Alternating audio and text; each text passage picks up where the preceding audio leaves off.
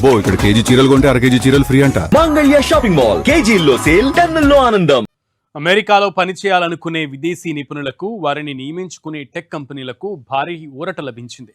కొత్తగా జారీ చేసే H1B వీసాలపై $1,00,000 ఫీజు, అంటే ఇండియన్ కరెన్సీలో 96 లక్షల భారీ ఫీజును వసూలు చేయాలన్న డొనాల్డ్ ట్రంప్ ప్రభుత్వ నిర్ణయానికి ఫెడరల్ అప్పీల్స్ కోర్టులో చుక్కెదురైంది.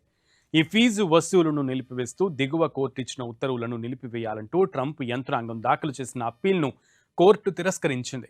నైపుణ్యం కలిగిన విదేశీ ఉద్యోగుల కోసం జారీ చేసే H1B వీసాలపై $1,00,000 అదనపు ఫీజును విధిస్తూ గత ఏడాది సెప్టెంబర్లో ట్రంప్ ప్రభుత్వం ఒక ప్రకటన జారీ చేసింది.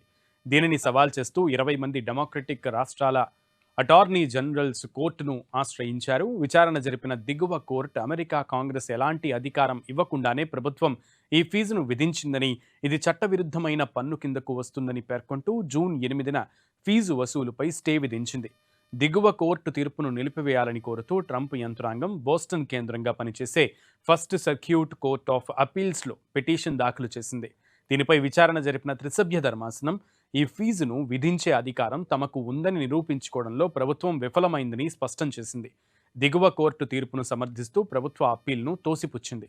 అమెరికన్ల ఉద్యోగాల స్థానంలో తక్కువ జీతాలకు విదేశీయులను నియమించుకోవడానికి H1B కార్యక్రమాన్ని దుర్వినియోగం చేస్తున్నారని, దానిని నిరోధించడానికే ఈ ఫీజు విధించామని ట్రంప్ ప్రభుత్వం తన నిర్ణయాన్ని సమర్థించుకుంది.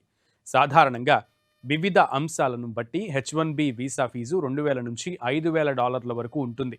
దీనిని ఏకంగా $1,00,000కు పెంచడంపై సర్వత్రా విమర్శలు వెల్లువెత్తాయి. అయితే ఇప్పటికే అమెరికాలో విద్యార్థి వీసాలపై ఉండి H1B వీసాలకు మారే వారికి ఈ భారీ ఫీజు వర్తించదని ప్రభుత్వం అప్పట్లో తెలిపింది. కోర్టు కేసుల నేపథ్యంలో ఈ ఫీజును చెల్లించిన కంపెనీల సంఖ్య చాలా తక్కువగా ఉంది. ఈ తాజా తీర్పుపై వైట్ హౌస్ ఇంకా స్పందించలేదు.